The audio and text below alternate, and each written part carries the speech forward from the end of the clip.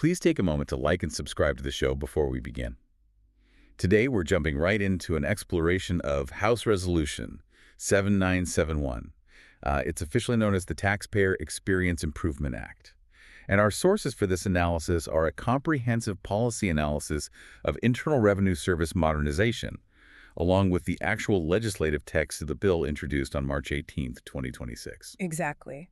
And our mission for you today is to really unpack how this legislation plans to structurally change the way you interact with the tax system. We want to look at who it affects and the surprising economic and technological ripple effects it could create. Yeah, because to understand what this bill does, we first have to look at the motivation. Yeah. Why was it written, right? Who is driving it? Right. Well, the American tax system relies almost entirely on voluntary compliance. I mean, the government expects you to just calculate your own obligations and submit them. Which is a huge expectation. It is. So when you face insurmountable, friction-like, continuously unanswered phone calls, or opaque processing delays, or lost paperwork, trust in the system shatters. Yeah. And when that trust vanishes, voluntary compliance drops, which directly threatens federal revenue. So the primary sponsors here, Representative David Schweikert, a Republican from Arizona's 1st District, and Representative Donald S. Byer, a Democrat from Virginia's 8th District, their motivation is heavily tied to constituent service. Yeah, congressional offices are just drowning in casework from citizens who cannot get basic answers from the agency. Right, and Representative Schweikert wants to apply private sector customer service standards directly to the federal bureaucracy. He basically wants to reclassify the taxpayer as a customer. But okay, let's unpack this. Sure. Is treating a taxpayer like a retail customer actually a valid analogy? Because paying taxes isn't an optional transaction. That's a very fair point. It feels a lot more like being forced to shop at a specific store where you can never, ever reach a manager, and you're legally required to keep shopping there under threat of federal penalty. Yeah. That frustration is the exact catalyst for Section 2 of House Resolution 7971. The legislation attempts to force accountability through transparency.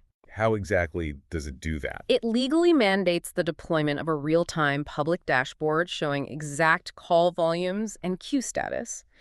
And critically, it forces them to publish the longest amount of time any caller has been waiting. Not just an average. Right, not just a smoothed-out statistical average. Right. Because averages are notoriously deceptive. Like, if 9 people wait 1 minute and 1 person waits 90 minutes, an average suggests everyone is having a reasonably quick experience. Right. So by forcing the publication of the absolute longest wait time, the legislation establishes a benchmark that has just been historically absent in government operations. Here's where it gets really interesting. Think about how radical it is to hard code a specific metric like maximum wait time into federal law. It really is. It exposes the absolute worst case scenario. It's like forcing a theme park to display the longest time anyone has stood in line rather than just the average wait. And beyond just showing you how long the line is, Section 4 of the bill mandates universal callback technology. Yes. If a caller's wait time exceeds 5 minutes, they must be offered an automated callback option to securely retain their chronological place in line. Without having to sit on hold forever. Exactly. And Section 2A3 takes this transparency a step further. It mandates a public API. An application programming interface. Right. That allows third-party software developers to fetch this real-time wait data automatically.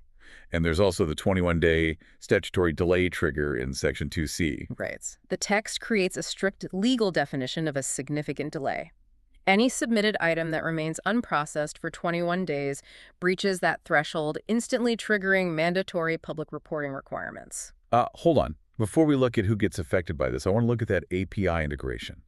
The government opening up an API sounds great on paper, but given how famously old those government computer mainframes are, Oh, yeah. isn't that like trying to plug a modern smartphone directly into a rotary telephone? How does a public API actually function securely when interacting with legacy technology from the 1970s? Well, an API functions much like a universal translator at the United Nations. The modern software application, your smartphone in this analogy, doesn't need to understand or directly interact with the ancient rotary telephone. Okay. The API sits between them. The agency builds a secure, modern layer that extracts only the specific data points needed, like current queue length or wait times, and translates that into a standardized format. So third-party developers just ask the translator for the data. Exactly. They are entirely isolated from the fragile underlying legacy code, which prevents outside systems from directly accessing or crashing the core databases. Right, making it secure. So with these massive technological upgrades mandated, let's look at who actually benefits in the real world. For everyday taxpayers, this grants peace of mind. It provides specific routing dates for refunds. And it gives people back millions of hours of lost productivity. Mhm. You can use that callback tech instead of listening to hold music all afternoon while trying to get a simple question answered. Right. And the professional accounting industry experiences a massive shift under this framework, too. Oh, for sure. CPAs and enrolled agents. Yeah, they act as intermediaries for millions of citizens. Under the current system, they spend exorbitant amounts of unbillable hours waiting on practitioner priority phone lines just to speak to an agent. The friction is immense. It is. This legislation digitizes the notoriously slow Form 2848, the power of attorney authorization. Currently, processing this form requires manual verification. Which creates a huge bottleneck. Right, a CPA can't even legally discuss a client's file with the agency until the paperwork clears weeks later.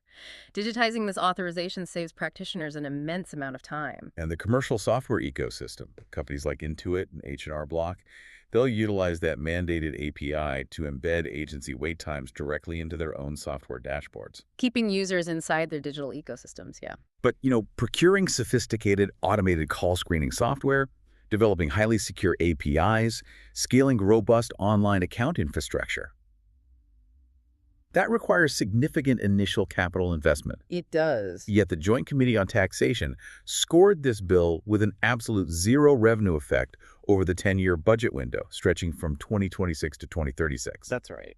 I want to clarify for everyone listening how a massive tech rollout costs $0 on a federal scorecard. It has a zero revenue effect strictly because it does not change tax rates or brackets. Exactly. It does not alter how much money the government takes in. But a zero revenue effect does not mean the technology is free. Right. It will require substantial discretionary operational funding allocated by Congress to actually build and deploy these systems. It seems conceptually similar to the financial logic of installing solar panels on your house. How so? Well, you have a massive initial capital expenditure out of your operational budget up front. But once the panels are running, it yields massive indirect savings later. Oh, absolutely. By reducing the overhead required to run massive, antiquated call centers, the agency can reallocate their human staff away from answering basic status questions. Moving them to high-value areas like complex audits, corporate compliance, and fraud detection. Exactly. And the political reaction to this was really quite remarkable. On March 25th, 2026, the House Ways and Means Committee held a full committee markup for this bill. Chaired by Representative Jason Smith. Right. And the committee advanced the legislation by a unanimous 43-0 vote. Unanimous. Yes.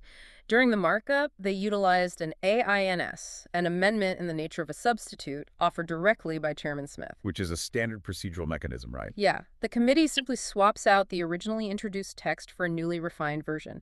It seamlessly incorporates all technical corrections requested by the Department of the Treasury before the bill goes to a floor vote. But you look at the political climate of March 2026, and that unanimous vote is striking. It really is. This markup happened during a highly tense, broader political environment. There was an ongoing Department of Homeland Security funding standoff, alongside heavy rumors of a partisan reconciliation bill. And yet, here is a piece of legislation passing 43-0. It's fascinating to see politicians completely ignore ideological fights over tax rates or audit funding and just unanimously agree on updating the operational plumbing of the government. So what is the probability of passage? Well, because it successfully navigated that environment without a single dissenting vote, the probability of passage is assessed as very high. That makes sense. The flawless committee vote suggests House Resolution 7971 will likely form the foundation of a broader compromise tax administration package. Eventually pairing with Senate efforts like the Crapo-Wyden legislation. Right. Operational efficiency is a rare concept that appeals across the entire political spectrum. Bipartisan agreement is excellent, but implementing technology at a federal scale always comes with a catch. We are taking a massive analog bureaucracy and digitizing its central nervous system. Oh, absolutely. So what are the unintended consequences or hidden risks here? Well, the most immediate risk is rooted in organizational psychology, specifically the Hawthorne effect. Right, that phenomenon where individuals alter their behavior simply because they know they're being observed. Exactly. Agency managers will be acutely aware of the new public dashboards if they are terrified of triggering that legally mandated longest wait time metric. Or the 21-day public delay reporting. Right. The incentive structure completely warps. They might begin manipulating the cues to satisfy the algorithm rather than actually helping the public. So to avoid a bad metric, a manager might intentionally instruct their staff to disconnect callers who are approaching the maximum time limit. Yes. If the legal limit triggers an alert at 90 minutes, a call simply gets mysteriously dropped at 89 minutes. The caller has to start over, but the agency's dashboard looks flawless. It's terrible. Or, to avoid the 21-day delay trigger, managers might instruct staff to process easy, simple returns first while deliberately hiding complex, time-consuming returns in a secondary, off-the-books backlog. Prioritizing the illusion of speed over the quality of the resolution. And then there is the cybersecurity paradox. Expanding these comprehensive online portals means centralizing highly sensitive PII. Personally identifiable information, yes. Right.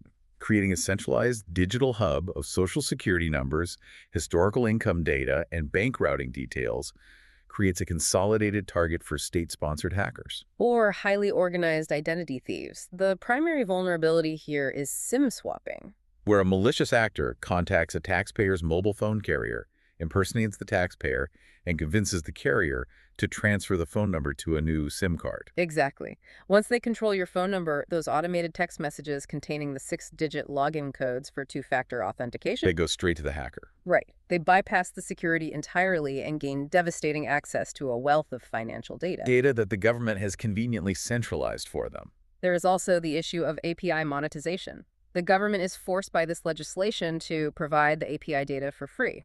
But private software companies might take that free government data and place it behind their own commercial paywalls. Exactly, which could actively widen the digital divide. Wealthy taxpayers using premium software would get a seamless, transparent experience with built-in wait times and automatic callback routing. While lower-income filers are left manually navigating the clunky government website. Yeah. And you also have the unintended consequences of the automated screening tools. The bill mandates algorithmic screening to block automated robodialers from flooding the universal callback system. But aggressive screening algorithms have notably high rates of false positives. Right. Legitimate VoIP systems, voice over internet protocol networks, are heavily used by large accounting firms or corporate tax departments. And these legitimate VoIP networks often share routing signatures with automated bot networks. Exactly. The mandated screening system might accidentally identify a major CPA firm as a spam caller and permanently block legitimate tax practitioners from reaching the agency. So what does this all mean? Are we simply trading an inefficient analog system for a highly efficient but easily hackable and manipulable digital one? That is the fundamental tension of technological modernization. The operational efficiencies gained by eliminating millions of hours of wait times are mathematically undeniable. But these systems introduce entirely new categories of systemic risk. Risk that requires constant sophisticated vigilance. You cannot just deploy the software and walk away. The digital infrastructure requires as much maintenance as the analog infrastructure it replaces. To bring all of this together, House Resolution 7971 is a targeted bipartisan operational overhaul aimed at transparency. By utilizing real-time dashboards, universal callbacks, and API integrations, it fundamentally shifts how the public engages with the tax system. It attempts to turn a frustrating black box into a measurable, visible process. And this raises an important question to leave you with today. We can look at international comparisons from our sources, specifically the United Kingdom. The UK Tax Authority, known as HMRC, utilizes an advanced digital system called Connect. Right. While the U.S. bill heavily focuses on improving customer service and freeing up staff from answering basic phone queries, the U.K. model proves that modernizing back-end data infrastructure creates other capabilities. Like what? It allows the government to utilize incredibly advanced analytics to spot financial anomalies across millions of records simultaneously. Oh. So if this bill successfully deflects millions of phone calls through APIs and universal callbacks and frees up agency personnel to focus on compliance, will this customer service upgrade quietly result in a massive increase in aggressive tax enforcement and audits for the everyday filer? that is a fascinating angle to consider the next time you find yourself standing in that invisible mandatory line. We want to thank you for joining us for this exploration of the sources today.